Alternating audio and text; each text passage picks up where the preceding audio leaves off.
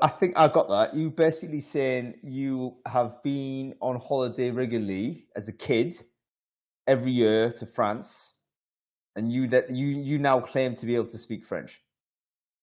Oui, et désormais, from now on, nous allons parler en français. We're going to speak French sur Brainfood, on All, Brainfood. Okay? So from now all right, on, this is a French show, okay? all It's right. for the French, the Swiss, the Western Swiss, I'd love it. To be and honest some with of the you, Belgians. there's not a lot of French media that I'm aware of talking about recruiting. I think there's a few channels. Nicolas Tassis does something on email. I think he still does like a Friday show, but I haven't seen that recently. So I hope that's still continuing. And who else? I think Guillaume Alexandre typically does a meetup or two, and then of course there's a massive sort of French community that basically are completely doing everything in French always. So I'm not in there. But yeah, I think there's a lively stuff going on. We should probably find a way to kind of bridge the two worlds a little bit more. Anyway, we better get on with the show. Welcome everybody to Brainfood Live on Air. It's episode 216, bringing it to you every Friday, no fail. I'm very excited to be having this conversation today. Reason why is because we've got an absolute change of format today. You know that usually we have a panel discussion. We talk through a topic. We go through all those bits and bobs. You're very familiar with it now. Today we're going to do a bit of a change of pace because I was really kind of persuaded into it by our guest's enthusiasm and confidence that he was going to outline this utopian stroke dystopian view as to what the future of recruitment might possibly be like without human recruiters. So I thought, okay, I'll call you bluff, Stan. You come on and you pitch this thing, and let's have a look at a slide deck on this. Then we are going to invite people from the audience to come on screen, and we're going to kind of scrutinize this and criticize it. So that's how it's going to be. So if you're watching this show now on Crowdcast, be aware that you may be invited onto screen. So make sure you have your makeup on and your Wi-Fi sorted, and it's completely safe for work in terms of your dress code and all that type of stuff, because all of this might be happening. All right, we'll say hello to Adam. I mean, Adam, we know where you are. You're looking particularly roast beef in you are. That tan's still red, mate. But there we go. So yeah, how long are you going to be in France? Very seriously, it's been about 2 months. I honestly don't want to talk about it. I'm going to be home in about 11 days or something like that. And wow, it's gutting for me to think that. I just heard your voice quiver just a little bit, mate. That's serious. You are emotional about it. My voice cracked, didn't it? I know. Yeah. But dudes, I mean, I suppose it's difficult post-Brexit now, isn't it, to do any permanent moves into a different country, I guess. I mean, what is it? You can do 90 days or something, isn't it? That you can be in a certain place before, Yeah, different things everywhere, I guess. But I'm starting a company on Tuesday. And so I think that would help me to go and live anywhere, pretty much. Yeah. I think everyone loves the entrepreneur, right? So that's a bit of news. I mean, is that news that we can share, or is it something you want to talk about on Tuesday, or what? I can say I'm starting a new company on Tuesday. That's it. All right, watch this space. All right, I like the subject of recruiter enablement. That's the only other thing. Yeah. There's a hint in terms of Adam's a digital footprint, let's say, over the past several months. You'll be able to see what the company's all about. 3 guesses. Okay. Let's get on with the. Actually, no, we got to say thanks to our sponsors, don't we? No, we don't. I tell you what, I'm all over the place. The reason why I'm actually really tired. I mean, there's no excuse. But I've obviously just come back from a massive trip in Germany, and my brain is not working. So it's like everyone's going to have to help me out today.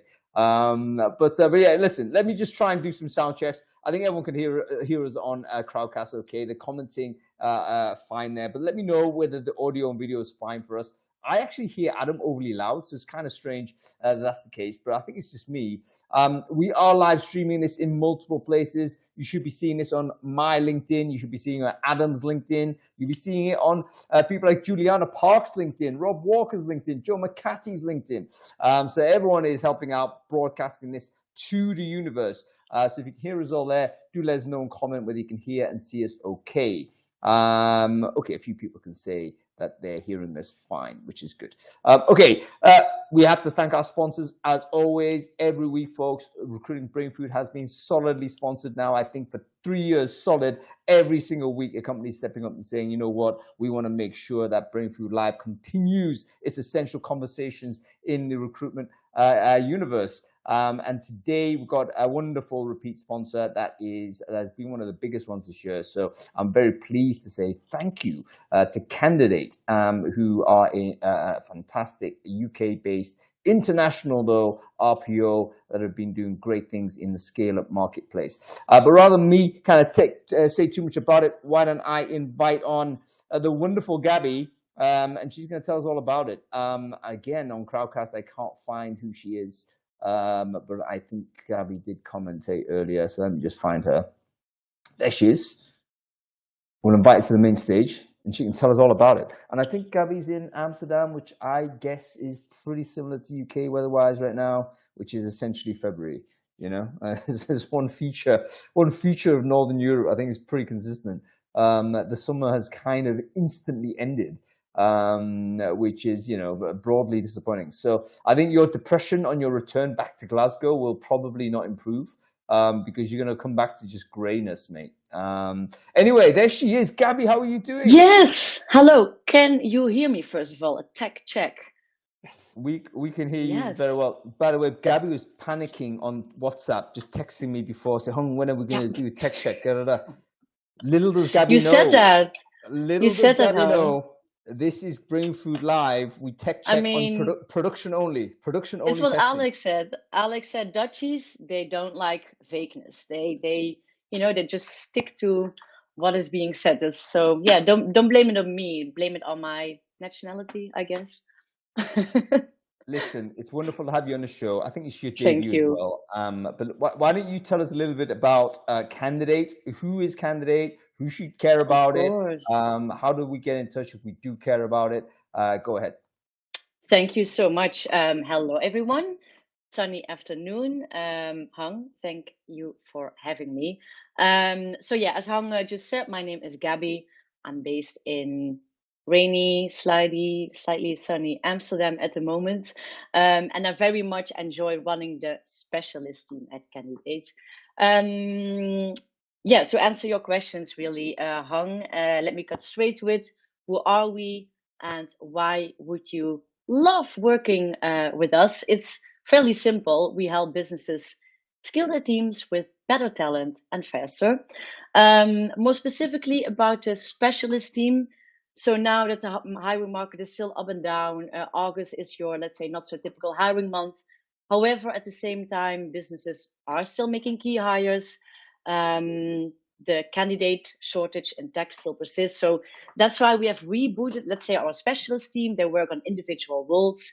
And 3 things about this that you, let's say, should remember from my short talk.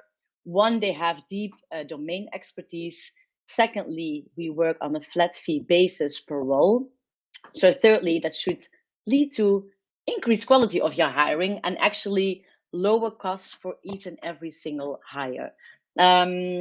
A few of the things that I'm very proud of that our team achieved lately, we placed 9 SDRs at Synopsys. Gemini hired their VP of marketing to us, and ex-clients are getting back to us. And yeah, I guess that's the one scenario, let's say, where you love it when your exes are chasing you, right?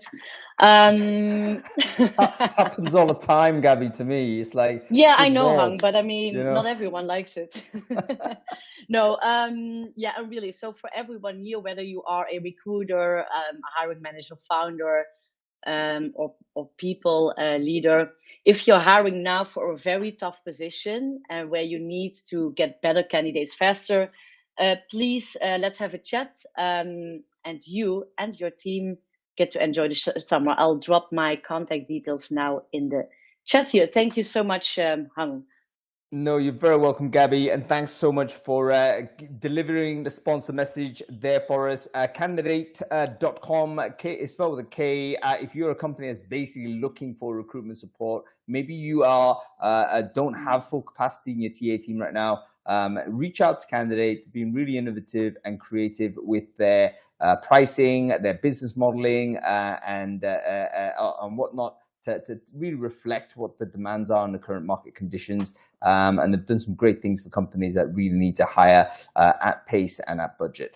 Okay, so Gabby, thanks so much for that. Great to see you. Stay on the show. Hopefully you enjoy the rest of the chat. We'll no doubt invite you back for another Brainfood Live at some other point, Gabby. Amazing. Thanks, Hang. Ciao. Cool. All right, let's get on with it. Did you read the newsletter, Adam? And if so, what was interesting, mate? Lots of things, as always. So let's start with Chronify's candidate expectations report. Chronify is a company that allows recruitment teams to pretty much create automated scheduling. Scheduling has got to be the worst thing in recruitment, I would expect. And so if you can automate that, great. They've got lots of data around from many thousands of candidates around what they're expecting from a recruitment process. And some of the highlights I thought were important are 40% of candidates expect to get to the interview stage no longer than 6 days after they've applied. Yeah, I don't think we move that quickly, unfortunately, in most cases. And we really need to strive to meet candidate expectations, or they just get pissed off and work out another way of making money that is not applying to your company. So that's the first one. Can I just say on that one point as well, if a candidate expects to get an interview, maybe that's a Zoom call or whatever it is, I don't think it's face-to-face, but the first contact conversation with a recruiter within 6 days, you know what happens if they don't get that sort of, no, what they'll do is they'll continue harassing the recruiter. So they'll actually create more work for the company that hasn't responded. I had this incident actually last week where a friend of mine posted a job. She immediately got bombarded by candidates on publicly saying, yeah, I've already applied. I've sent you a DM. I've also sent you a Slack. I've done this, this, and this. And I was like, oh my God, what a headache.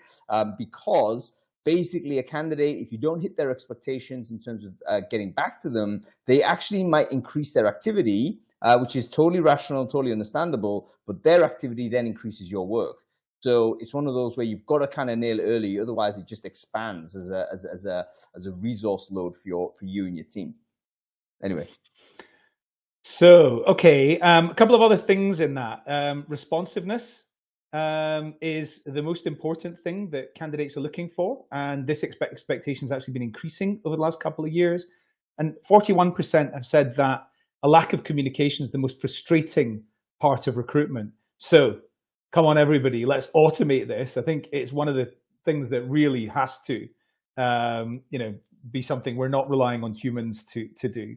It's not the interview to happen within 6 days. It's they want the interview scheduled within 6 days, by the way, just to be clear on that. Yeah, you know what? I think this has got to be the moment for interview scheduling to be automated, because it's the simplest way to basically take the workload down from under-resourced TA teams. I don't think any TA team's walking around with excess capacity right now. We've been cut hard. That means that a lot of TA teams are probably a little bit under capacity in terms of the over capacity, should I say, in terms of the resources available. And so they need to get it efficient. It's got to be the quickest way to do it is to get rid of this email chasing business, and to use an enterprise grade software like Chronify or GoodTime or whatever it might be. There's loads of tools out there that can help you do it. And to be honest with you, a decent ATS these days will have a component which should be very strong. It should be part of your thinking when you're analyzing, the fit for purpose of core software, whether it has that feature built in or whether it has compatibility with some of these great standalone products that are out there. Anyway, cool. Give us another one, Adam. Okay, so Hung, you think that our salaries are not quite as good as your market worth, but let me just remember. So you say you work from the office 5 days a week. Okay, and what we're offering is you the opportunity to work from home 3 days a week. So let me just share my screen and get out my cost of commuting calculator. And let's talk through what that means to your total net take home and like savings, etc., etc. This is recruiter enablement, as far as I'm concerned. Like calculators, we need these top props and tools and things to help us overcome objections. And a cost of commuting calculator is one that I highly recommend. And there is an example in Recruiting Brainfood. And in fact, it even tells you how to go about creating your own with ChatGPT.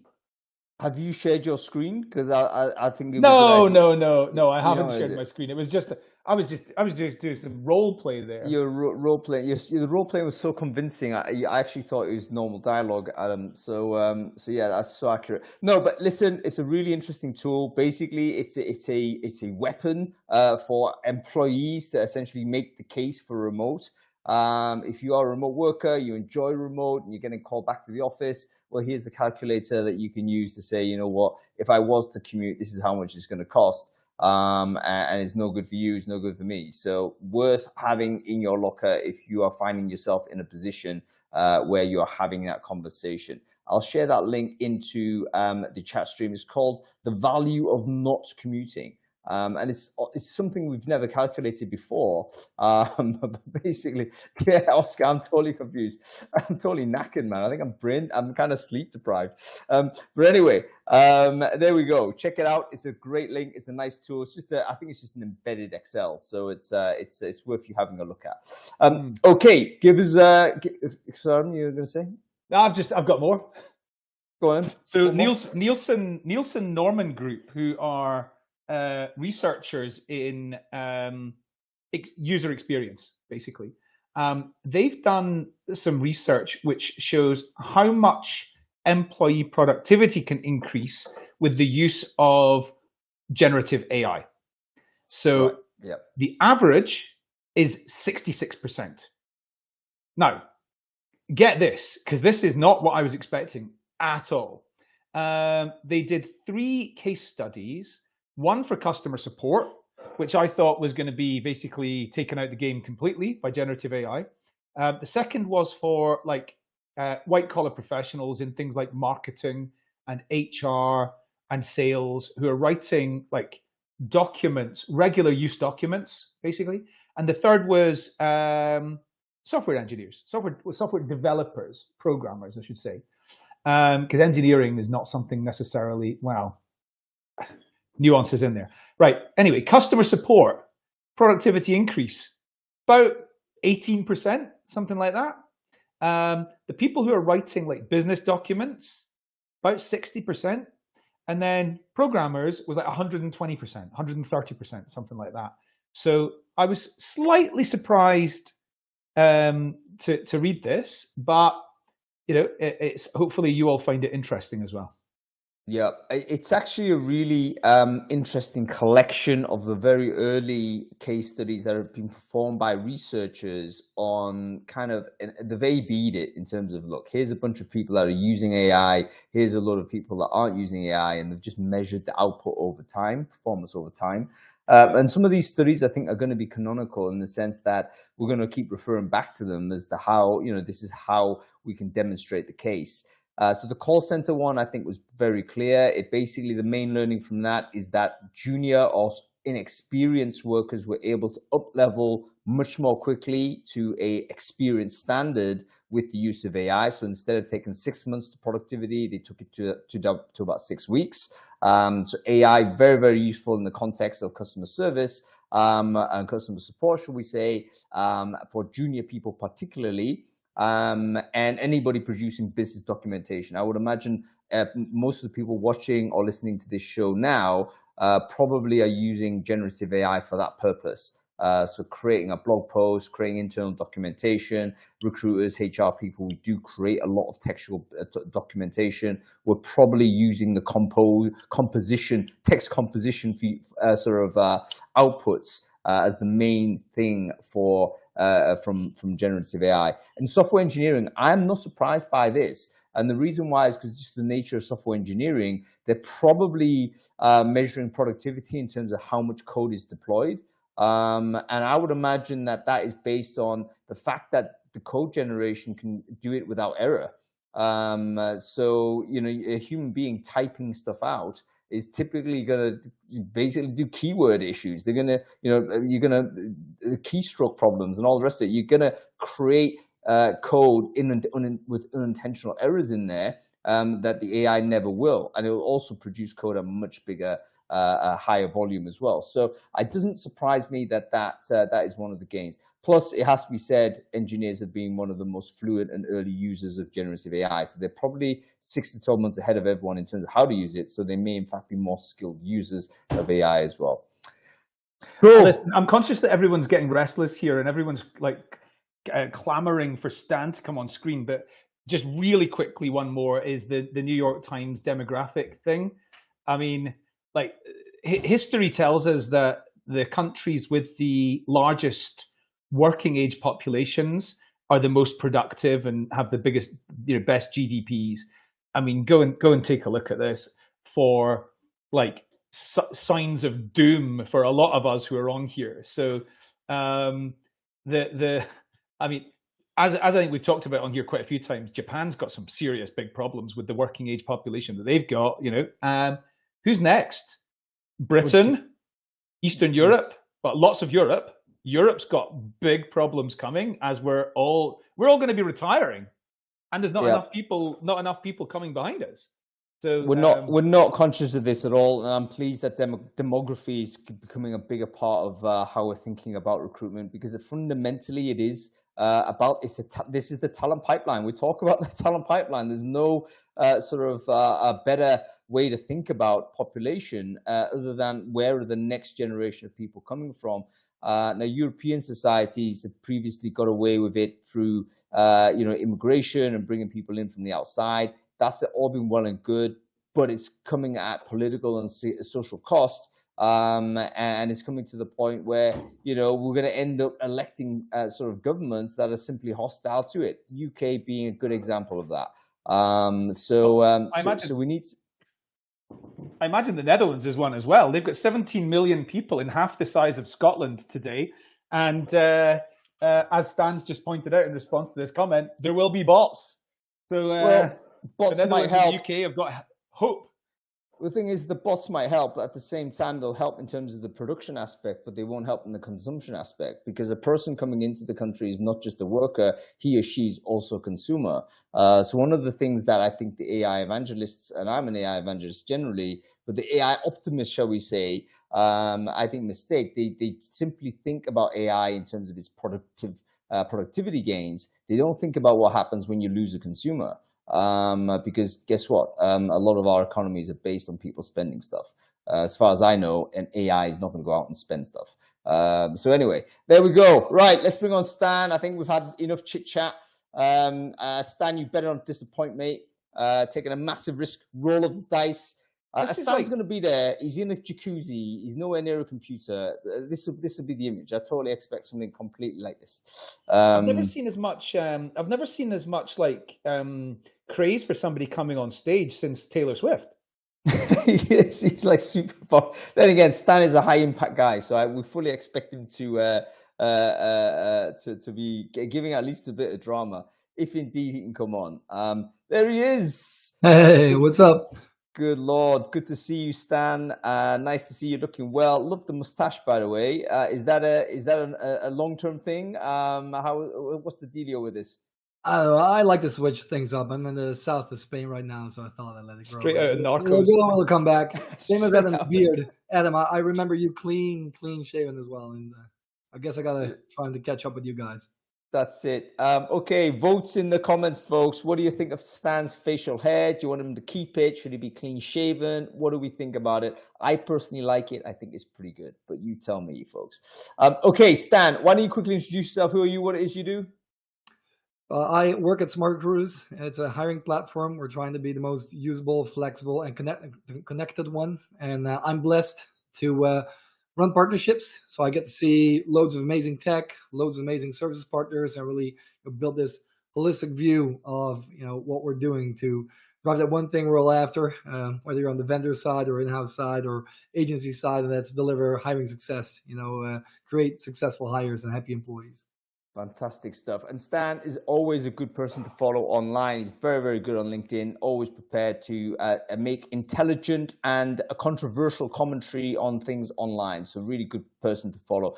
Stan, you and I had a chat about this. You were saying, hey, listen, I got this vision of how it's going to be. This is the potential future of how fully automated recruiting looks like. And I listened to this and I thought, okay, fine. Not skeptical, because I do believe that these things are feasible and possible. But I wanted to use this conversation and your presentation as a thought experiment to say, okay, let's put out the view, how it could be, and then we'll tackle it in comments and bring as almost a radio call in afterwards to see who wants to come in and take a shot at you. So I wonder whether, do you have the presentation? Are you prepared to deliver it? What's the dealio? Yeah, I shared it with you. I have it here. If I can screen share myself, then yeah, you screen share. I've got no interest in it up. Just okay. So just a few disclaimers before we go there. First of all, let's not get too philosophical, and definitely not about, let's not hit the economics of it. If we want to go there some other time, I think that we all will be liberated from work. But let's not go there, because that's another 2 hour. Make the case. Basically, let's see you tell the story, Stan, and let's do that the other time. The other big thing about AI is I love technology. I've been working with it a lot. I see a lot of it. I'm going to try to open people's eyes to what's currently available. I'm not an engineer, so please don't come on screen and talk to me about the code and that sort of stuff. Someone that loves video games, has played them for 20 years and is really good at them, doesn't necessarily code a video game, right? So I'm not going to go there. Also, I don't think that many of the people making these large language models, if you listen to them carefully, themselves really know how they work at this point in time. But so let's not go there either. And with that disclaimers, with those, and views are my own. I work from we said I work for, but views are my own. All right. So let me screen share on that note. There we go. You got it. And I'll try to go into slideshow mode. Cool. Can everyone see my screen? Yes, thumbs up to Stan. Can everyone see Stan's screen? It's a picture of a guy doing lamp lighting. I cannot see thumbs up. I cannot see chat. You have to help me, hon. Oh, are you still? Am I still there? Are you still there? Yeah. Yeah, brilliant. All right. Yeah. So the lamplighter, man. Having worked in this industry for 17 years now, the current developments in generative AI and technology in general, also beyond that, just the creativity that I see from all these technology vendors across the hiring journey really makes me look at the role of the recruiter in particular, whether it's a sourcer, an interviewer, a scheduler. It really reminds me of the lamplighter a bit over a century ago, just after electricity was invented. And it took a long time. It took 60, 70 years for lamplighters to die out as a function, because innovation horizons and adoption was slower. But right now they're a novelty. You only use them, exclusively. There are a few in London. I bet there will be some recruiters in the future just to see what that experience was like in the museum, but not because it's really fit for purpose. And the lamplighter obviously was bringing light to cities when the sun went under. And I think that putting people in jobs that are the right fit for them, the right fit for the employer, the right fit for their career path, the right fit for their personal ambitions and goals. I think we'll be better off handing the reins to technology. The sooner the better. I think candidates will win and employers will win. And the way I want to attack this is by walking people through some technology, but also by making this point. I can't read the chat, but I always like to put this one forward when I try to address technological changes. Does anyone have anything that stands out about this post? Maybe Adam, Hun, maybe you can tell me some things that you think stand out about this post that by Jan. Well, firstly, it got 300,000 plus impressions, which is massive, right? So he's done an amazing job of a lot of engagement. This. Yeah. Well done, our friend Jan Tegzi on this. Comments, shares. Yeah, amazing. Look, let me have a look at this. Okay, so he's defending basically no commute, the remote works, flexibility, this is good work. So it's basically a human being that's able to control a lot of the experience of work, which I think in the pre-COVID era, we probably didn't have that. Yep. We were working to other people's schedules, working to other people's environments. We couldn't choose when we started work, when we ended work, what tools we use, etc., etc. So all of the components of good work, I think, is probably now to hand. And Jan is basically making this connected with the concept of not being in the office. So yeah, that's my reading of it. Right. Adam, anything to add to that? Well, yeah, I mean, the amount of comments on here mean it's an important subject to people. 200, 201 comments on here means people are really passionate about this subject. Personally, I entirely agree. And his final clause, "there's no going back," is one that I entirely subscribe to. Love it. Well, this was not what I wanted to prove. The whole thing was written by AI. That was the point I was trying to make. The subject was chosen by AI. The closing point, the argument was created by AI. The whole body. And the funniest thing about it is that a bit later that same month, Jan confessed to it.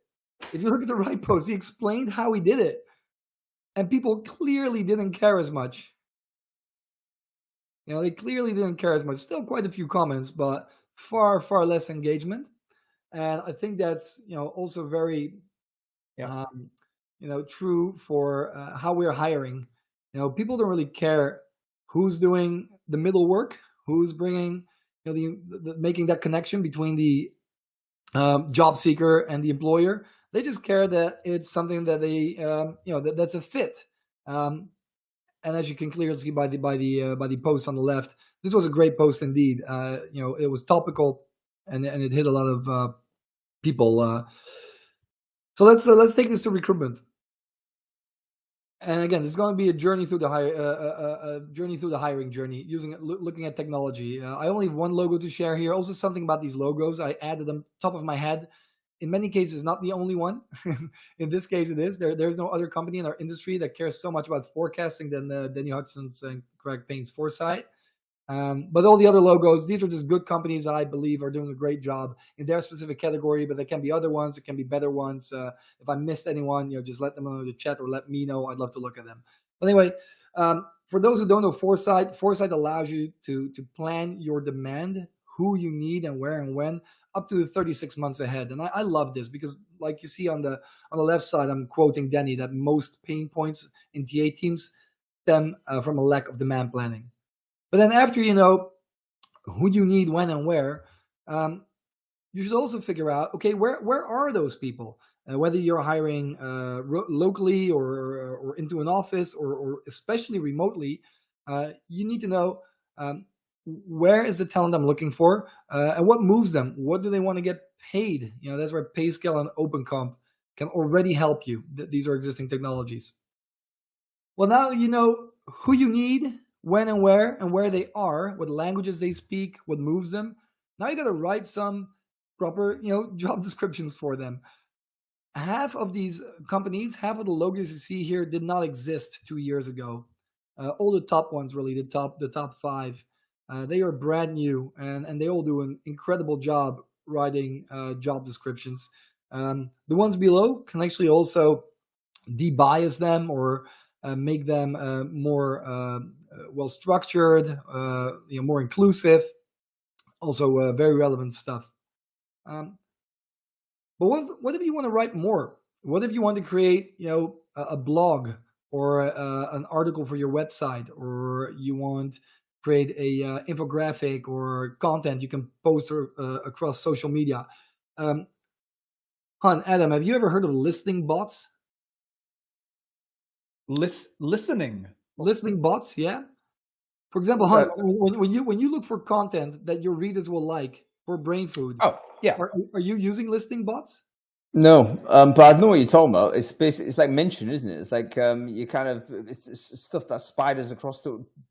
Prior to the AI world, it's basically technology that would spider around looking for kind of keywords, I guess, or looking for conversations that certain people are making, and then dragging it into a file that the subscriber will be able to see. So yeah, I'm aware of those tools, but no, I don't use them. Yeah, so you're exactly right, and this has taken a massive flight. AI is now essentially reading the web, so there isn't almost a target audience in the world. If any folks in employer branding teams are listening right now, this one's for you. There almost isn't a target audience that you're hiring for that these listing bots don't know what they care to read about. And guess what? Usually it's not your jobs. Usually it's another topic.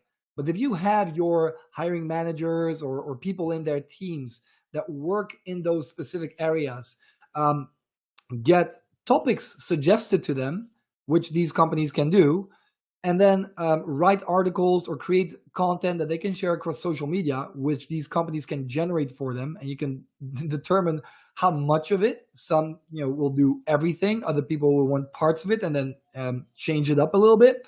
All this is possible, and it'll allow you to write incredibly targeted and engaging material for a specific audience that you probably don't know that much about, and the people within your organizations don't have the skills to write. If you're an amazing bookkeeper, or you're an amazing salesperson, or an amazing namer role, you don't necessarily have to be a great writer or have the time to do it. These platforms will do it for you. I'll just add to that. If you're a tech provider, you're on here and you want to be able to offer this to your customers, then just embed SEMrush and it'll do the same thing. Exactly.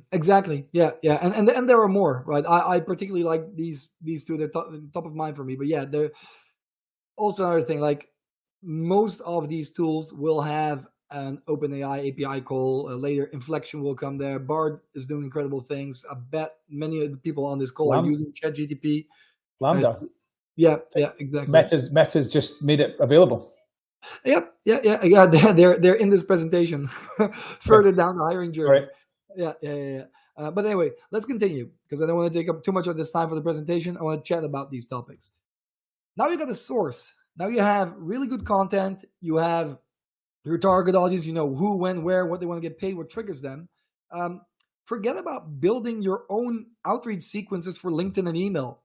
Forget about executing those at a certain time.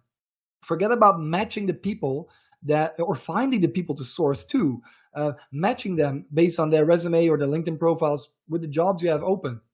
The logos on this slide will do that for you. Many of them also have integrations again with generative AI APIs, so they can do even more. Some of the logos on here can reply to candidates that email them back, essentially building a whole conversational workflow. Some of them have a pay per successful conversion business model, so it's essentially free until you get a positive response, besides the base licenses that you pay. I mean, this can make the positive spin is it makes sourcers incredibly more productive, and they deliver a better quality, but it genuinely also just replaces huge loss of the sourcing team. But let's say you can't find people in your internal ATS, you can't find them on external data sources. I forgot to say, these companies can reach over 800 million verified candidates. They're outside of your ATS, but they can also look inside of it. But let's say you still haven't hit the mark, and now you can go ahead and advertise. And all the logos on this slide are able to use artificial intelligence already, to make sure your recruitment advertising budget is spent in the right places, the right type of channels for the right type of role. Many people on this call know, I have a Vonk past. I'll call them out here, and this is already years ago when I worked there. If you were looking for a software engineer in Germany, you would use different channels or a different combination of them than when you're looking for a software engineer in Latin America or in Asia. And these companies can create these multi-touch point campaigns, essentially, to make sure that you pull people through that good old talent attraction funnel. Now, the new thing besides these companies, I went too fast. And then there's conversational AI. but I almost skipped over this one because everyone knows this one. The chatbots on your website, the text to reply companies, reaching out through Facebook, WeChat.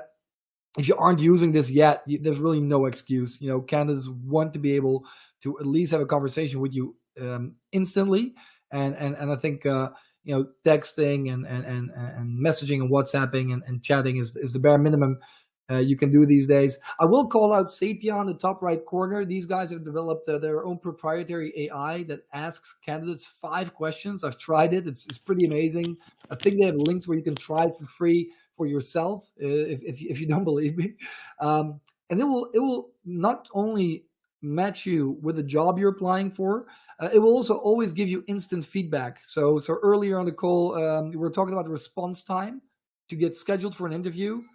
Candidates can start a Sapia interview 24/7 from their mobile phone, anywhere they are, for all the jobs that are managed by Sapia, and they will get instant feedback after completing that interview. And I was incredibly skeptical when I first met Barb, their founder, how this would work, if this would work. They were claiming that they had these incredible business cases where the largest employer in the Southern Hemisphere is able to hire tens of thousands of people within 24 hours. Which it's a big retailer or fast, big retailer. I didn't believe it. I tried it. It's really, really special, and I seriously has changed my mind. Have you guys tried it, Adam? Han, have you tried chatting to a hiring bot or to Sapia? Yeah, Sapia is amazing. I mean, I have to say, a very impressive person, Barbara, and it's great that basically you have an Aussie company that's really at the forefront of doing some amazing things. I mean, all of these companies on the page here are fantastic. But yeah, well done for I guess the genesis where that's from. It's not your classic Silicon Valley emergent type of product. It's come out of St. Kilda in sort of southern Australia. It's like from out of nowhere. So well done there. Hats off. And the other really interesting thing about Sapia is that they invested so much in ethical AI. Their bot essentially makes decisions, which is incredibly risky in hiring. It's illegal in some states, and they publish about how their AI makes decisions publicly. I've shared this stuff with our VP of engineering. He was thoroughly impressed. I can't read it. It's far too technical. But if you're a techie or you have techies in your company, look up how, Sapia's decision making, or we can probably find you a link on and share this with the community, because it's super, super impressive. Anyway, I want to go to the next category, which is one of my favorites, because I, as you can hear, like to speak. If you know me, you guys know I like to talk. And I think the voice is the best user experience. It's why 600 million households have these voice recognition type of softwares in their house already. Google Home and Amazon obviously has theirs, and Siri is getting better every day. But we have this stuff in recruitment as well. All of these logos can actually call candidates on their mobile phone and have a conversation with them. Here I'd like to highlight Scotty. I'm huge fan of what they've been doing. Plus they're Dutch, so there's some Dutch connection there. But they can call 500,000 candidates at the same time, ask these folks if they are available for a job. If they are, ask them if a certain job is interesting for them. If it is, great. If it isn't, they can offer different jobs. If they want to learn more about the company first, no problem. It will tell them more about the company first and then go back to the jobs. Now, if they do like a job, Scotty can screen, ask knockout questions, and then they can do something called smart sourcing to connect people with a recruiter. So if you're a recruiter and Scotty's on the phone with a candidate that might be a fit, they can call you while they're speaking to the other candidates and transfer them straight over to you. But in many cases, especially for the less complex jobs, they won't have to. Jobs in consumer call centers, jobs at warehouses, they can just schedule the candidate in for their first day or for their trial run. You can even, what you call connect the offer workflow in there, right? So that the candidate can receive an offer, sign it, then Scotty can call them back that everything is settled, and they can prepare them for the job.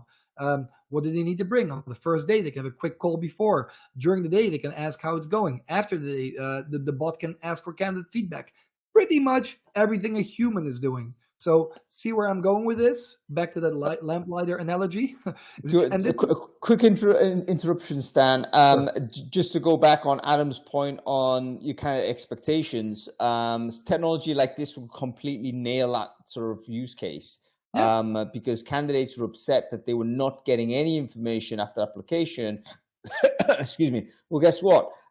Use of these types of technologies will give you instantaneous sort of updates as to where your status is and where what the next day will be. It will just eliminate this phenomena of candidates going through in the process, putting energy into it, not seeing anything at all back. So yeah, I just want to make that point. Absolutely, and man, the bot never sleeps. It's never tired. It's not led by emotions. It doesn't get angry. It doesn't get hungry.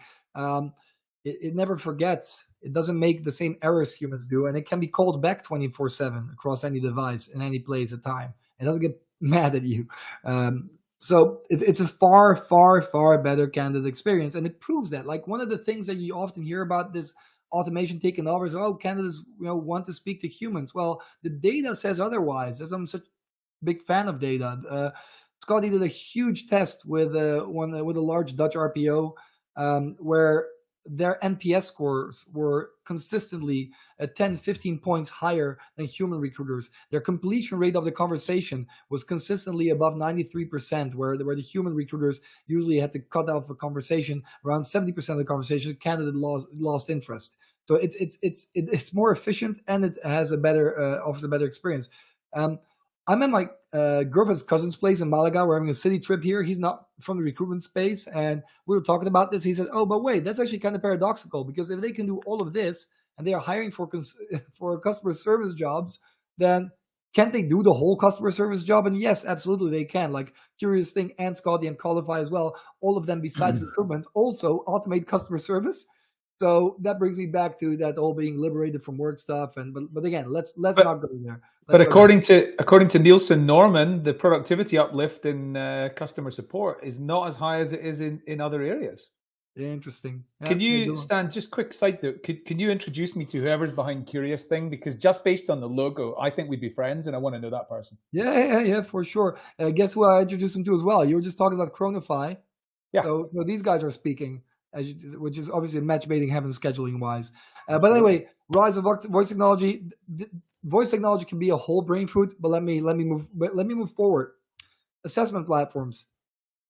Humans are terrible at assessing, especially new interviewers, new recruiters. They usually they hone some kind of intuition and skill over time, but even those aren't able to shut off their bias, for example, right? And really make matches to the extent that assessment platforms can. It's really the only way to move past CVs is to start measuring people based on their skills, soft and hard, and behaviors.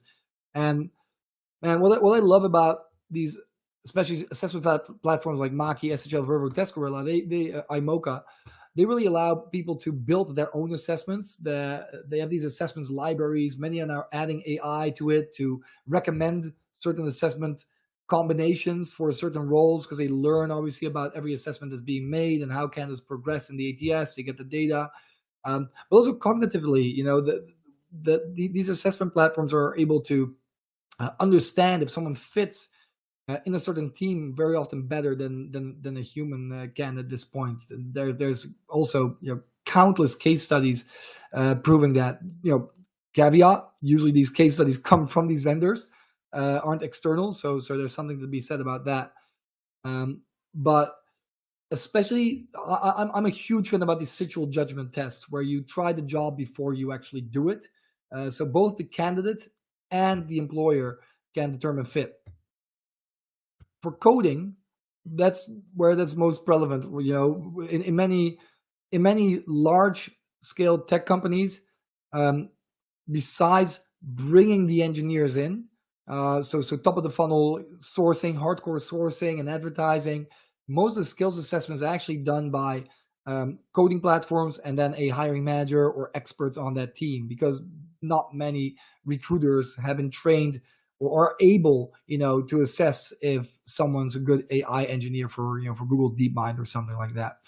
So this is a huge category as well. But then one that's got a bad rep, and Han, last year I came on the show to talk about this with you. Do you remember the show about culture and culture matching? I do. Unfortunately not, but I'm sure it was thrilling. Yeah, it was good. I remember it. So what sticks with you, Adam? Where do you think I want to go with this one here? Well, a lot of people said that selecting people for culture is completely biased, turns into like it's anti-diversity, and all that sort of stuff, and it shouldn't be done. That's what a lot of people were saying. Yeah, exactly, and it turns out it's because people are mixing stuff like where someone was born, or religion, or ethnicity, directly with culture, which makes sense because they kind of overlap in the way that we've been raised. But what these companies have proven is that more about, are you a informal person, or do you like an informal employer, or would you like to be in a formal environment? Do you see your colleagues as friends, or are you 9 to 5, or are you 24/7? Are you remote, or are you in the office? And if you don't recruit for those type of things, that's how a lot of mishires happen. I'm Dutch. We have two famous banks, Rabobank and ING, both orange logos, both about the same size, both with exactly the same products and services. But one is a 100-year-old cooperative farmers bank, very 9 to 5, strict suit and tie in the office, and the other is a 24/7, almost like Silicon Valley type of tech company these days. And those cultures don't mix. So you can have people in the same job, different backgrounds, but it just does not mix. And the same can be said for putting a really successful manager from Japan into a Latin American company and vice versa.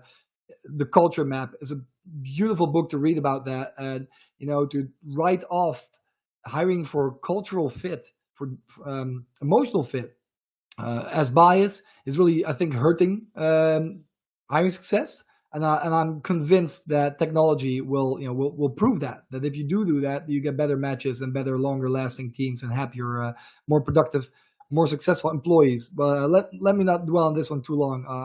I do like to highlight that one.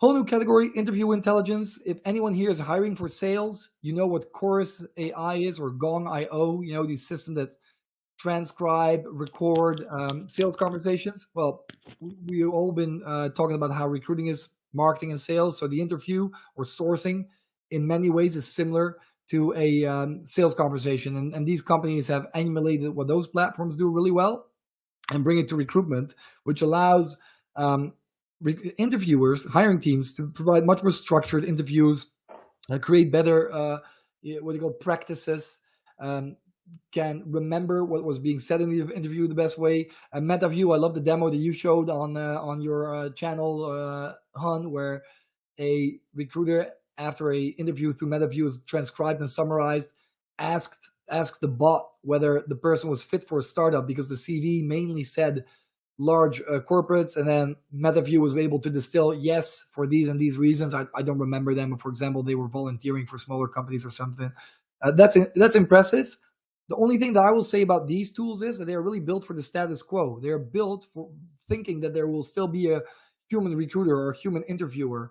Whereas if we get to a world where job seekers are using AI to apply and employers are using AI to qualify them, then this whole category won't make any sense anymore, because there won't be any humans. But for a long time, I think the hiring manager will exist. I think that's what's going to be their main user when all recruiters disappear. I do see a future for a while still for these platforms. And then I'm almost there, so we can still do some some grinding and some other perspectives. But onboarding, how often does it go wrong?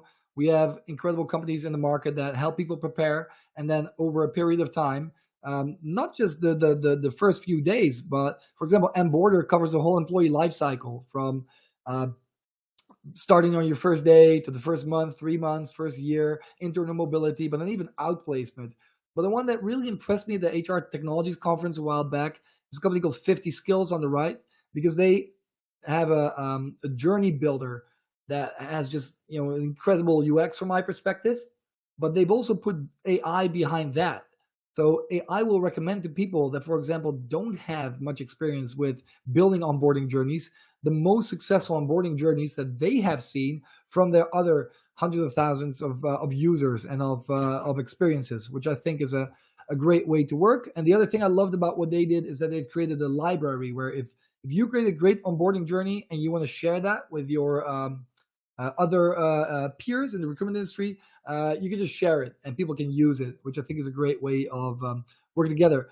But to bring this all together, what I'm predicting is that ultimately all of this stuff will be automated by creating automations between all of these technologies, auto progressions, if you will, and by integrations through centralized hiring platforms that can measure what's working, connect it all together. I got to give another shout out, I promise, to a small boutique agency that does this sort of stuff called Other. They've done some incredible stuff with our technology, also with other technologies, creating these automated hiring journeys. What I'm arguing for is that at some point they will become fully automated. And that's it for the presentation. Am I back? Yeah. You're back. So, Okay. There's a lot of hang on. Before we get on with it, thank you, Stan, for that presentation. Very interesting. We have a lot of people saying, please share that. Are you prepared to share the presentation? If Yeah, for sure. You can have it. Please do so on the chat stream there. Folks, we always have to do this in the middle of every show. We are almost to the end of the show, so we because of the unusual format, we want to make sure we don't miss this one. So Recruiting Brainfood is here to try and make sure we continue conversations even after we come off air.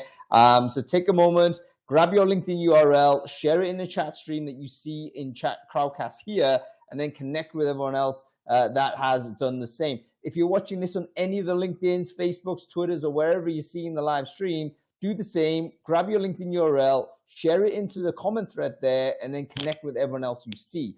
I can see about 200 people or 300 people are watching this here on Crowdcast. There's going to be hundreds elsewhere. So your chances of emerging from this with, 100 plus excellent connections on LinkedIn, I think are very high. So go ahead and spend a bit of time and do that.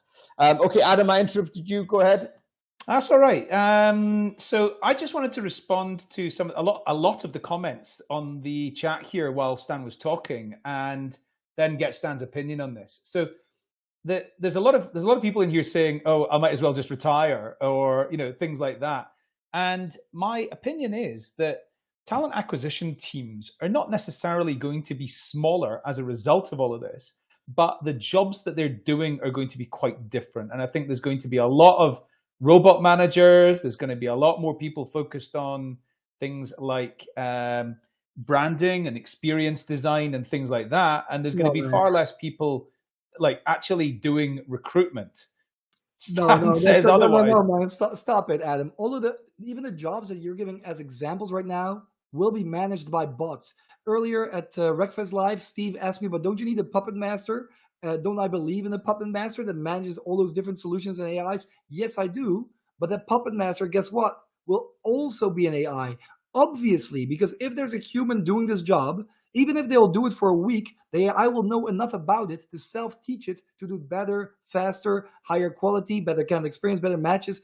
Mate, we are all, not just you guys, I am losing the current job we have. And the chance that those jobs will come back or create new jobs for the first time in history is incredibly small, because not just productivity has been enhanced in this latest technological revolution, but also quality. So what's left? Slowly but surely, you need to find out how to leverage AI for your own, for your own benefits and your employer's benefits. Because the people that don't, they have a short, job horizon.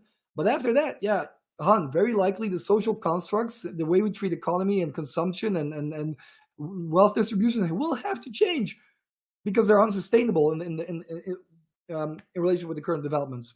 And I think the smartest people at top, they know and are preparing for it. No, absolutely. Okay, we've got some time to bring people on screen. The plan was always to rope people who are particularly passionate about this. Are you annoyed by this presentation? Are you inspired by it? Do you want to come on screen and give your comments? How do I do this? I mean, if someone does want to come on screen, please do say in the comments. I think you can put your hand up or something. Is there a feature to do that? I don't think so. But okay, if anybody wants to come on screen, just say so. Otherwise, I might just pick random people out, like a comedian in the front row or something, and we'll see where we go. Stan, who chooses the tech stack then? A bot chooses the tech stack. So who chooses which bot chooses the tech stack? Does a bot select a bot to choose the tech stack that's used for talent acquisition? This is already happening, man. When you try to choose a holiday or choose a movie, you ask ChatGPT, right? So, hey, I have this challenge in this market.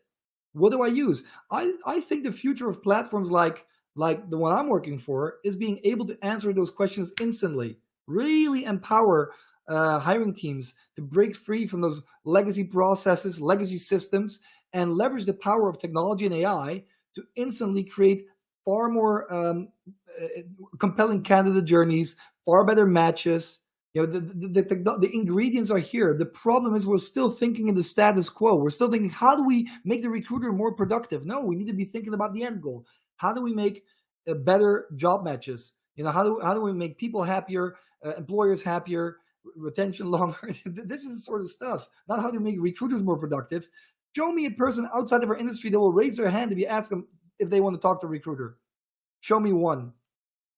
Okay, Jane, I've just invited you on screen. I thought you had a really interesting comment, so I want to try and see if you want to come on. No is okay, but if you want to come on and have a chat with us, that would be amazing. Okay, I think the dystopia view is not irrational in my view. I think that the logic of our current economic system is to do things as efficiently as possible to make as much revenue. That means getting rid of headcount. I mean, we've seen it over the last 12 months. The big tech layoffs, it's all about reducing headcount. They don't care. They meaning us. So if we're company owners, we'll also think this way. And it's important to realize that the them and us argument is often a case of simply our own positioning, because oftentimes them is us, depending on whether we're the user of the product or we're the subject to being used or whether we're a service provider or whatever it is. So all of those things are a big part of it. Question is, what do humans do? Do we start our own hobby farms? I definitely think we should learn how to grow food. I think it makes sense. Do we even have space to do that, though? We don't know. Okay, Angel, I think it's Angel. Let's try and bring Angel on. Perhaps he or she, I think it's a he, as a Latin name, I believe. Come on screen. Let's have a chat and see whether this works. And Adam Gordon, do you remember when we first started Brainfood Live on air, the initial idea behind it was that we would do a call-in show. But at that time, 3 years ago, basically no one would be prepared to do it. People are raising hands. There's a feature to do this. But now, has the world changed enough? It may have changed, but I can't understand the UX in order to get hold of this. All right, I don't see who's actually wanted to come on screen. I'm sorry, guys. I've pressed something and it's gone away. Okay, I don't think this is working. All right. Just say in the chat if you're coming. Angel is here. No, Angel is here. Just. Hey, can you hear me okay? Oh, it's not. Yes. It's Angel, I think. We It's can hear Angel, you. We yeah. can't see you. Do you want to stick? You okay? Camera off, but camera on. Will Yeah, be good camera as well, off is Angel? great because it's too early here and I'm in the dark anyway, so it's great. Okay. Go ahead. What have you got to say to Stan, Angel? Yeah, it does frighten me if I'm being completely honest. I'm very, very new to recruiting. I'm mostly doing sourcing at this point. But all of this information, it is a bit of information overload. I'm sort of joking about the hobby farm thing, but I would totally go that direction if I had the option at this point, because it does sound a little bit frightening if somebody can just come in and put a bot in to do my job at this point, right? When did you come into the industry, Angel? Just 9 months ago. Yeah. Okay, cool. In healthcare in Canada, so it's fun.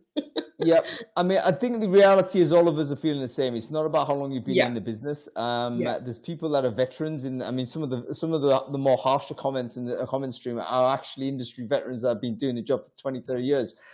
So I think everyone is feeling that, okay, this is something that might be happening and something to think about. But the reason why Stan is presenting this is basically to kind of test the edges of it. There's certainly there's no organization that's anywhere close to doing all of this as we have laid out. But it's a possible future, and that causes us to think, okay, what else do we need to do in order to position well? Adam, I wonder whether you got any thoughts on this. Like, how would you address some of Angel's concerns there? Well, I mean, I think that healthcare is one of those industries where, I was thinking actually a bit further meta, which is than this, which is like, if Stan's right and we're not going to need any humans in recruitment at all, actually recruitment is one of many industry like professions that you're not going to need humans for at all. So why would you need recruitment if we don't need to hire anybody? However, Angel's choice of healthcare is a very, very good one, because that definitely is an industry which we've seen from McKinsey and many others is going to be much less disrupted by technology than others. So I don't know if that was by design or not, Angel, but well done. No, I think yeah, stay in healthcare is definitely true. A couple of reasons why that's a positive thing. Number one, demographic decline. We've talked about this. We're living longer and we're getting basically iller as we get older, right? So we're going to need more healthcare per capita. Secondly, we also want the human touch. That is the case. I call it human preferred anyway, is my quote on this, which is basically you might get an automated solution that is technically better, but in certain areas or certain domains, we would actually prefer the human in any case, even though they were technically worse, because sometimes we need the person to hold our hand. Right? We don't want the bad news to be delivered to us by a robot. We need someone to be talking to us and showing empathy. And I think that the humanness of this cannot be replaced because the humanity is the reason. That is itself the service. I will find you that article. But a piece of research recently came out showing how people needing healthcare perceived bots as having more empathy than doctors. I think that's true. And it's a big piece of research. I can see that, yeah. I'll try to get you that link for Brainfood. I'll have it to you by this afternoon. And there was a logical reason even behind it, that they thought like doctors can't have too much empathy, because if they do, the job would be unsustainable for them. They need to be able to let go from the pain and the suffering that they're seeing. But there's another funny thing about voice and bots, because one of the things that Scotty disproved, for example, they have some data on that, is that candidates won't want to share very specific details about themselves, their current income, or their current life situation with a bot when they would with a human. The opposite turned out to be true. And job seekers trust the bot or distrust the bot far less, or trust the bot more than they do the human that's calling them. And no, let me intercede there. I think it is actually not to do with bot or human. It's got to do more with the social distance you have with the thing that you're talking to. So, for instance, very well known trope: you tell the barman everything, you tell the taxi driver everything, you don't tell your best friend half the stuff that you might share over a beer with the cocktail guy. And it's because of the social distance. So I think it's the bot basically has guaranteed social distance. It's never going to go anywhere, we think. Therefore, that's the thing. Okay, Angel, we're going to let you go. Thank you for coming on screen. We're going to bring on Barry. Is it Barry D Paolo, I believe. Let me see if I can find Barry. Oh, God, this is quite tricky. It's not Barry, it's Brad. Bradley, there we go. We're going to accept him onto the main stage. All right, so people can actually stick their hands up, and I can click them on. It looks like it's something totally easy to do.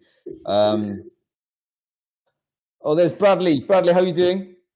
I am great. I'm not sure why I'm on stage twice, but two Bradleys is better than one. Stay where you are. What have you got to say, caller?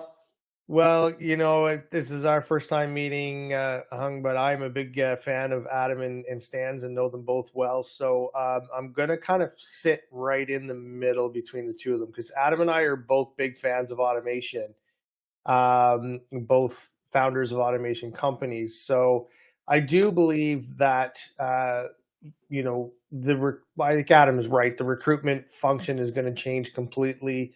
We're going to see more people driving ships and picking like tech stacks and things like that. But a lot of the process is going to become automated. It's going to become bot driven. I think the whole nurturing the conversation side, the sourcing, reviving applicant tracking systems, all of that driving things right through. But right down to the hiring decision. I don't know if bots are going to make final hiring decisions. I think they can replace a big part of the process, but I think Adam is like I'm kind of right in between the two of them. It's going to change completely. Talent acquisition teams are going to become more focused on tech and marketing versus sourcing and screening. If I just respond to that with one thing, which is one thing I said, I'm going to take it back. I'm going to take back the comment I said, which was that talent acquisition teams will be the same size. They will definitely not be the same size.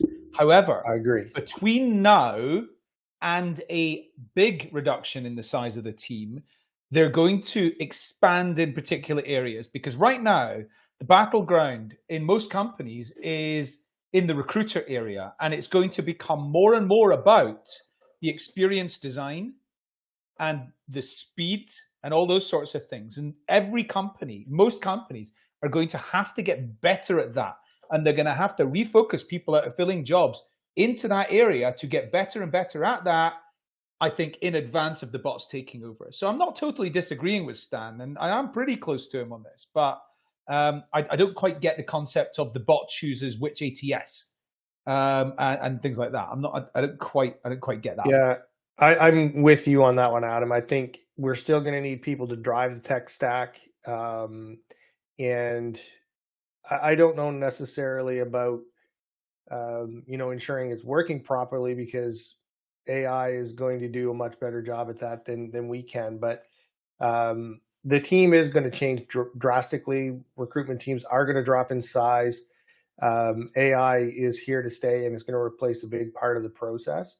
So if I was in recruitment right now, I'd be focusing on learning skills like marketing, learning skills like automation, learning skills like conversational AI, and things like that. That's what I'd be focusing on if I was actually in active recruitment right now, because sourcing and screening and setting up interviews, those things are going away. They just have to.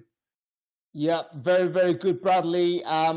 Basically, we're talking about all of the interview logistics, the recruitment logistics part of it. That's got to go. I think we all kind of want it to go, but actually, when we look at it, it might actually be 70% of the work. So if that is the case, what the heck else are we going to be doing? It's a thought we need to put on. Bradley, thanks for coming on to the screen. I'm going to have to move on to the next caller. We'll have to bring both the Bradleys off. Can I do it in one go? No, it disappears. Okay, cool. Is there anybody else that wants to come on and have a chat with us? This is like me with no filter. So if you want to come on and say something, go ahead. Not that easy for me to see how it works, though, because there's no hand raising. There is a hand raise, but for some reason, I can't see the hand raise. Yeah, okay, no worries. Maybe that's it. We have to let it go. We're already over time. Stan, thanks so much for presenting your dystopia position on it. I think it's worthwhile maybe doing a second show of a different type, maybe with a different presenter, with a different view. That would be quite interesting to contrast and see how we go with that, because I think it is possible to make a strong case the other way as well. So yes, we'll go ahead and do that. But thanks for stepping up and basically playing that role, Stan. I'll see you soon, mate. Okay, Adam, you got to go as well, so I'll let you go. Thanks everyone for watching. We'll be back next week. What are we going to be talking about? We've actually got an amazing show for you, because we're going to be talking about LinkedIn updates. It's actually, again, a unique show. This time it is Andy Foote is going to come on and just give us a presentation on what the latest LinkedIn updates have been. We have all seen, or if you've experienced, that your view rate is sort of collapsed. The engagement rate is no longer there. Why is that the case? Well, guess what? I think we have some news as to why that is and what those changes to the mighty algorithm have been. In which case, tune into that, follow the channel, and register for the show. Make sure you see Andy talk about that as well. Okay, that's about it. I've got to go to sleep. I'll see you next week, folks. Cheers.